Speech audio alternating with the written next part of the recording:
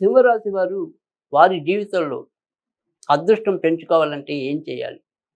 వచ్చిన ధనం సుస్థిరంగా నిలవాలి అంటే గనక ఎలాంటి నియమాలు పాటించాలి? సాధారణంగా వీరికి ఎదురయ్యే ఇబ్బందులేంటి? వీరి లాభాధిపతి ఎవరు? తర్వాత మరి రాశికి అధిపతి ఎవరు? ఆ వివరాలు మనం తెలుసుకుందాం. సింహరాశికి నిజానికి ఎవరైతే మనం ఇప్పటిదాకా చెప్పుకున్న ఏవైతే ఇంతకు ముందు రాశులు ఉన్నాయో, ఆ రాశుల వారందరికీ కూడా ఇటు రాశికి అధిపతికి, లాభానికి అధిపతికి మనం ఎంతో కొంత శత్రుత్వాన్ని ఆపాదించడం అనేది చూసాం.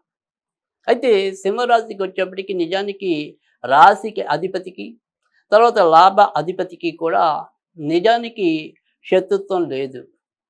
ఎందుకంటే సింహరాశికి అధిపతి సూర్యుడైతే మరి లాభాధిపతి బుధుడవుతున్నాడు.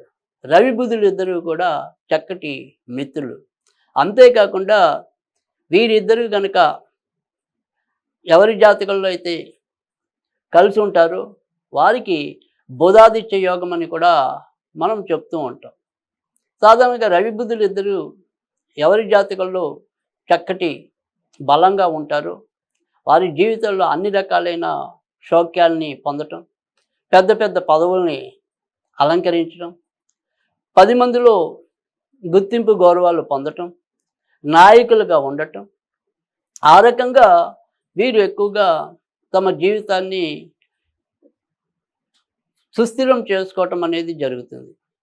అయితే వీరికున్న ప్రధానమైన బలహీనత అనేది అది ఆ రాశి అధిపతి ఎవరైతే సూర్యుడు ఉంటాడో దానివల్ల వీరికి వారి వారి యొక్క ఆత్మాభిమానం వల్ల అయితేనేమి, ఎవరి దగ్గరైనా సరే మనం చేయి చాటకూడదు అనే రకమైన భావన వల్ల అయితేనేమి, ఒక్కోసారి వీళ్ళు ఫాల్స్ ప్రెస్టేజ్‌కి పోయి ఆ రకంగా కూడా కొంత ఇబ్బందులు తెచ్చుకోవటం అనేది అక్కడక్కడ మనం చూస్తూ ఉంటాం.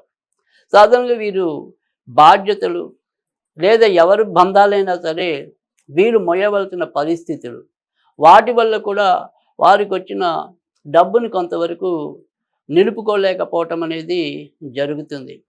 అయితే ఏనుగు ఎప్పుడైనా సరే దాన్ని ఏమంటాం, అది ఉన్నా పోయినా కూడా దాని విలువ ఎప్పుడు విలువే అన్నట్టుగా సాధారణంగా సింహరాశి వారు ఉన్నా లేకపోయినా కూడా ఎప్పుడు కూడా వారి వారి యొక్క కీర్తి ప్రతిష్టలకు భంగం వాటిల్లకుండా సాధ్యమైనంత వరకు కూడా జీవితంలో అధిక శాతం మంచిని పొందటం అనేది ఉంటుంది.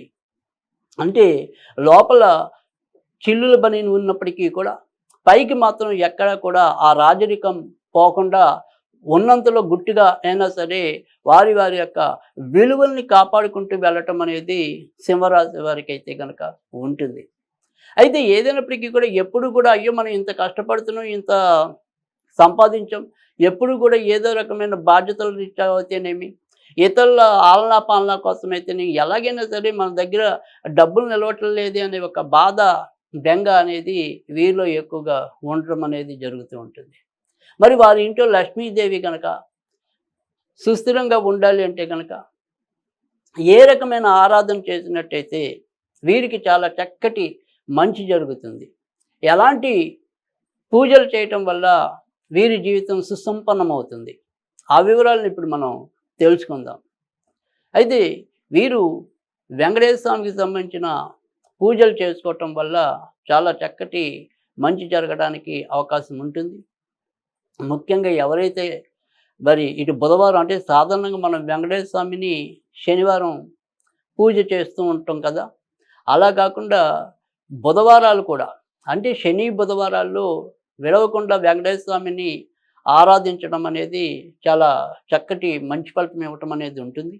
అలాగే మామూలు కర్పూరంతో కాకుండా పచ్చ కర్పూరం, దాని పక్కన ఒక లవంగం వేసి ఆ వెంకటేశ్వర స్వామికి కనుక ఈ బుధ శనివారాల్లో హారతి ఇచ్చినట్టయితే చాలా మెరుగైన ఫలితాలు మీరు చవి చూడటం అనేది కూడా జరుగుతుంది.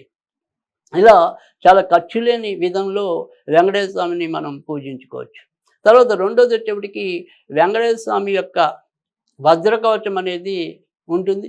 అది 2 లైన్ల చొప్పున 5 శ్లోకాలు ఉంటాయి. ఆ 5 శ్లోకాలని కూడా మరి ప్రతిరోజు ఎవరైతే పఠిస్తారో వెంకటేశ్వర స్వామి వజ్రకవచం, అలా పఠించిన వారికి కూడా వారికి ఉంటే ఎదురయ్యే ఇబ్బందుల నుంచి కూడా బయటపడి ముందుకు రావడానికి ఉంటుంది. కనుక వెంకటేశ్వర స్వామిని వదలకుండా ఆరాధించుకోవటం అనేది చాలా మంచి ఫలితాలు ఇవ్వటం అనేది కూడా జరుగుతుంది. అయితే మరి వెంకటేశ్వర స్వామి చిత్రపటం ఏదైతే ఉంటుందో, అంటే మనం చాలాసార్లు చూస్తూ ఉంటాం. ఆ వెంకటేశ్వర స్వామి హృదయం దగ్గర లక్ష్మీదేవితో ఉన్న వెంకటేశ్వర స్వామి చిత్రపటాలు మనం చాలా చోట్ల చూస్తూ ఉంటాం. అలాంటి అద్భుతమైన చిత్రపటాన్ని మీ దేవుళ్ళలో కానీ, మీ ఇంటిలో కానీ ఎక్కడైనా సరే, అంటే పడక గదిలో మినహాయించి ఎక్కడైనా సరే పెట్టుకున్నట్టయితే కనుక చాలా చక్కటి ఆర్థిక మార్పులు రావటం అనేది, ఇంట్లో కూడా సుఖశాంతులు పెరగటం అనేది కూడా జరుగుతుంది. కనుక ఈ రకంగా ఆరాధన చేసుకున్నట్టయితే కనుక సింహరాశి వారికి చాలా చక్కటి సౌఖ్యాలు లభిస్తాయని చెప్పడంలో సందేహం లేదు.